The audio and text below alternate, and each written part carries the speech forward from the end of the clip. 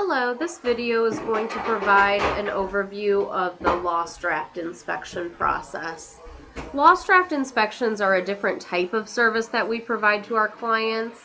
A lost draft inspection would get ordered by a lender or by a mortgage company if a homeowner had an insurance claim outstanding on a property and the bank needed to verify that those repairs have been completed.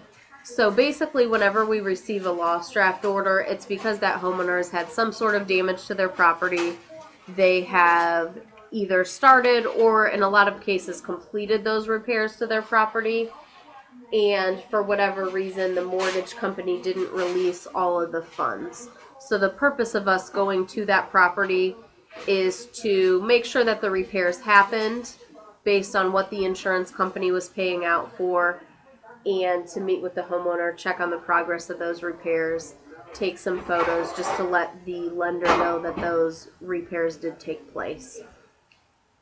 The resource manual has a few pages of instructions on how to complete a lost draft inspection, which we're going to cover now as well. Basically, whenever you receive a lost draft inspection, it's going to come through the normal channels, either through Vendor Vision, through Pacific Field Service, through Inspector Aid, or through Easy Inspections. As soon as you receive a lost draft inspection, the very first thing that you want to do is make contact with the homeowner to attempt to schedule that appointment. We always require an update once a day with whatever happens as an outcome of that contact attempt. We require it once a day by 10 a.m. Certain data entry systems will allow you to submit that update directly to the website, but we also require an update via email just sent to lostdraft@sarlo.com by 10 a.m. every day until that appointment is scheduled. All we need in the update is the address, the homeowner that you got in contact with, if you left a message, got a busy signal, got a disconnected number, anything like that. We just need that update once a day. Once you get in contact with the homeowner and are actually able to schedule that appointment, you would send an email just letting us know that that appointment has been scheduled, the date and time that it had been scheduled.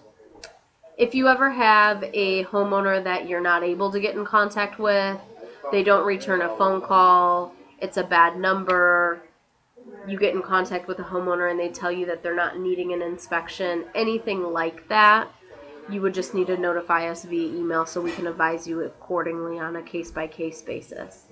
When you're scheduling these appointments, you want to make sure that you're meeting with this approved site contact. Most lenders require that it is someone listed on the form that you're meeting with. If you ever get a request to meet with a spouse, a contractor, anyone who isn't listed on the form, you want to make sure that you email us for approval. Typically, it's not a problem to get that person approved, but we need to let the lender know in advance so they're expecting the signature from that person. Next page is how to actually complete the inspection. You always want to make sure that we've been notified of the appointment before you complete the inspection. You're completely fine to schedule that inspection in a window of time. We recommend that you schedule a morning appointment between 8 and 10 a.m. Just let the homeowner know that you can give them a call on your way. You want to be flexible. You want to make sure that you're accommodating the homeowner, but at the same time you want to make sure that you're committing to a time that you're actually able to meet that person. The other thing that you want to make sure that you see when you're at the appointment, sometimes it'll be provided to you, but you always want to look for the scope of repairs. Basically, the scope of repairs, also referred to as the adjuster's report, is the list of everything on that claim. If it is a roof claim, it's going to have the breakdown of what they were paying for the roof, what they were paying for the gutters, what they were paying for the downspouts, just so you know exactly what you're looking for when you get there.